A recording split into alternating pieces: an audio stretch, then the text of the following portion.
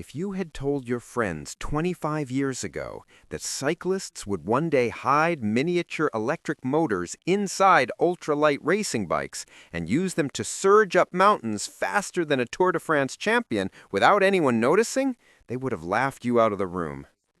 Back then, the idea belonged in spy novels or futuristic prototypes, not the tightly regulated world of professional cycling. Yet the whispers, rumors, and later hard evidence reveal a stranger truth. Hidden motor technology has quietly existed in the sport since at least the 1990s.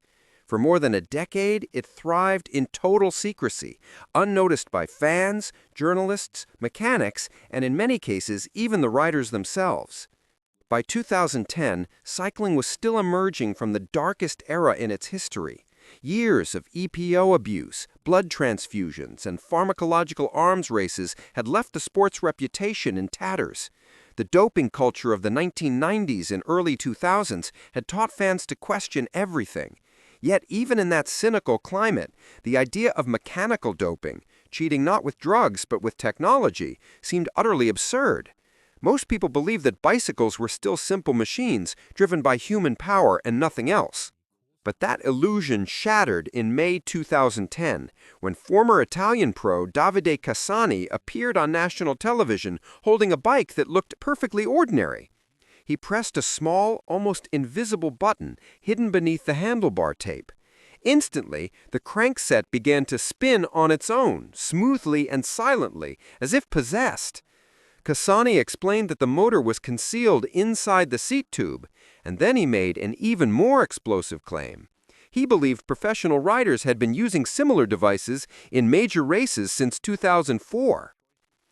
Cassani's demonstration detonated like a bomb in the cycling world. Within hours, the word mechanical doping spread through forums, news sites, and social media. Suspicion quickly focused on Swiss legend Fabian Cancellara, whose dominating victories in the 2010 Tour de Flanders and Paris-Roubaix suddenly looked less organic. A viral YouTube analysis accused Cancellara of using a hidden motor, pointing to bizarre moments where he launched powerful, seated accelerations that dropped Tom Bonin, a notoriously strong rider, without Cancellara even rising from the saddle. The video slowed down footage, highlighted hand movements near the handlebars, and suggested he might have activated an assistive device. Cancellara ridiculed the accusations. No mechanic ever found a suspicious component on his bike. No UCI test revealed anything unusual. Riders who trained with him swore his power was real. Still, the damage was done. Once doubt enters the bloodstream of cycling culture, it rarely leaves. The sport's history has conditioned fans to believe that unbelievable performances often come with unbelievable explanations. The issue resurfaced in 2014 during the Giro d'Italia, when Canadian rider Ryder Hejjedinal crashed on a descent. As he scrambled to his feet, cameras captured his bike spinning eerily in a tight circle, the rear wheel accelerating on its own, as if powered by something more than residual momentum. The clip raced across the internet. Analysts slowed it down, scrutinized the angle of the wheel, and argued about physics. Hejjedinal denied wrongdoing, and the UCI inspected the bikes of the entire team the next morning. Nothing was found. Officially, the story ended, but for many viewers, the evidence on video remained deeply unsettling. The stakes rose again during the 2015 Tour de France, when French authorities quietly weighed every time trial bike. Several Team Sky bikes were shockingly heavy, around 800 grams more than comparable models. In a sport obsessed with marginal gains, where riders pay thousands to remove a handful of grams, adding nearly a kilo made no sense. Team Sky said the weight came from aerodynamic designs. Officials accepted the explanation, but the incident hinted at a new investigative frontier. Weight discrepancies could be a crucial early warning sign.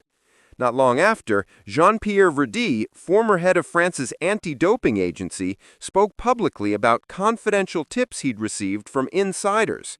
According to these informants, as many as 12 riders had used some form of motor assistance during the 2015 tour. He did not name names, but the implication was clear. Mechanical doping might not be a fringe trick, it might be widespread. Suspicion particularly hovered over Team Sky, whose dominance seemed almost superhuman at times. When American cycling icon Greg LeMond appeared on the Roadman podcast years later, he referenced Chris Froome's astonishing 2013 Mont Ventoux attack. LeMond highlighted peculiar race data showing Froome accelerating at the precise moment his wattage dropped, a physiological contradiction unless something besides his legs was providing a boost. LeMond didn't accuse explicitly, but he didn't dismiss the possibility either. Faced with mounting rumors, the UCI finally acted. In early 2016, they introduced handheld detection tablets equipped with magnetic resonance apps that could spot hidden metal, wiring, or batteries embedded inside carbon frames. Officials scanned thousands of bikes across multiple disciplines. For a while, every beeping tablet and every random inspection made headlines, but nothing conclusive appeared.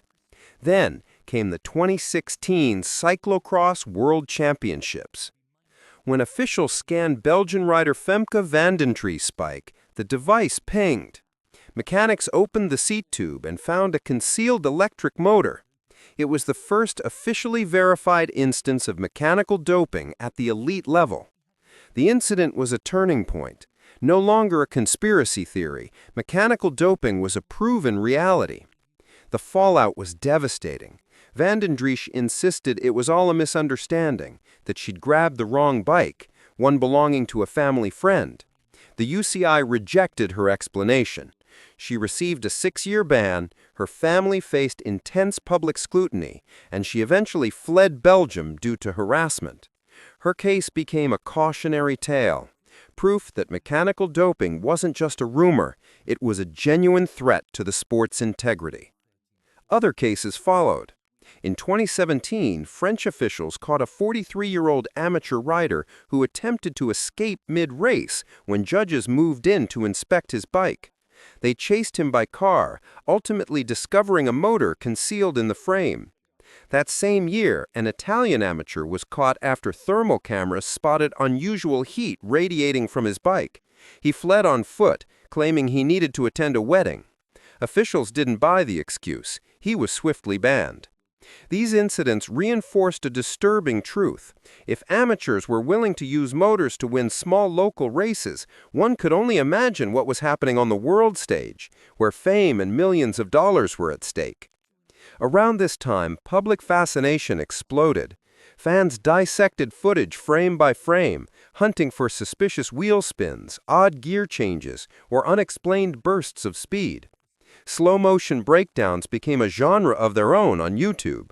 Every strange mechanical noise or unusual acceleration became potential evidence. The fervor intensified in 2016 when CBS's 60 Minutes aired an interview with István Varias, the shadowy Hungarian engineer credited with pioneering early hidden motor systems. Varias claimed he created the first truly stealth motor system in the late 1990s and sold it in 1998 to an anonymous buyer for $2 million on the condition he stopped producing similar devices for 10 years. He suggested that the buyer was likely a top-tier team and implied motors could have been used in the Tour de France as early as the late 90s. Naturally, speculation turned to Lance Armstrong's U.S. Postal team. Armstrong denied everything. No teammate ever mentioned motors, but Varias insisted that Dr. Michele Ferrari, architect of Armstrong's infamous doping program, had contacted him about the technology. That detail alone kept the theory alive. Mechanical doping technology comes in multiple forms, each more sophisticated than the last. The simplest system involves a small electric motor tucked inside the seat tube, connected to the crank through a hidden gear.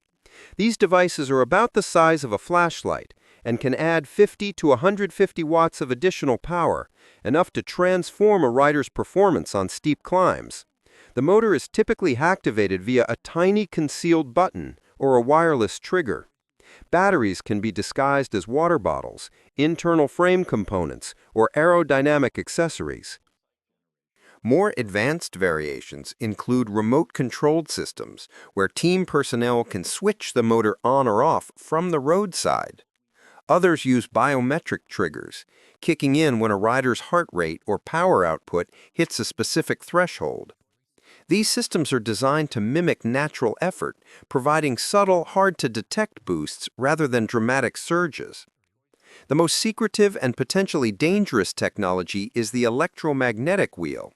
In these systems, magnets embedded in the rim interact with coils in the hub to generate silent rotational force. They add only 20 to 60 watts, but at the elite level, that can be the difference between winning a Grand Tour stage and losing minutes. Electromagnetic wheels are typically heavier, often by around 800 grams. That figure resurfaced in 2015 when Team Sky's unusually heavy time trial bikes drew scrutiny. Some experimental bikes have pushed the boundary even further. One prototype, nearly indistinguishable from a standard racing frame, supposedly produced up to 500 watts of additional power. It featured 200 magnets in the wheel, 6 electromagnetic coils in the seat tube, a down-tube battery pack, and even regenerative braking. Its major flaw was weight, roughly 14 kilograms, too heavy for professional racing. But the fact that engineers could already create such a device raised chilling questions about what might already be in circulation behind closed doors. The most uncomfortable truth is that every time the public learns about a new form of mechanical doping technology, it is already outdated. The systems Kazani demonstrated in 2010 had existed for years. The motor discovered in Van den Driesch's bike was considered obsolete by experts. This means today's cutting-edge systems, if they exist, may be vastly more advanced than anything yet uncovered. The UCI has spent years enhancing detection. After 2016, they rolled out high-resolution X-ray scanners, thermal cameras, magnetic detectors, frame disassembly protocols, and unprecedented post-race inspections. By 2018, they had scanned over 15,000 bikes but found no new hidden motors. Yet several engineers warn that the current tools may be insufficient for detecting wireless or fully integrated electromagnetic systems. To close the gap, the UCI began using thermal drones, capable of tracking heat signatures across an entire peloton in real time. Officials also expanded the use of mobile X-ray units and increased random inspections before and after stages. In 2024, the organization offered financial rewards to whistleblowers, recognizing that human intelligence often succeeds where technology fails. Despite all this, suspicion lingers. Cycling fans are wary. They have seen too much. Former pros insist that cheating evolves faster than detection. Engineers point out that carbon frames provide plenty of cavities where micromotors could be hidden. And the sport's economic incentives, prestige, contracts, sponsorship deals remain massive. The UCI maintains that no recent cases have been found in the World Tour. But as many insiders quietly admit, absence of evidence is not evidence of absence. In a sport where every second counts and technological innovation is constant, the possibility of hidden motors never truly disappears. It lives in the shadows, silent, invisible, and always one step ahead of the next inspection.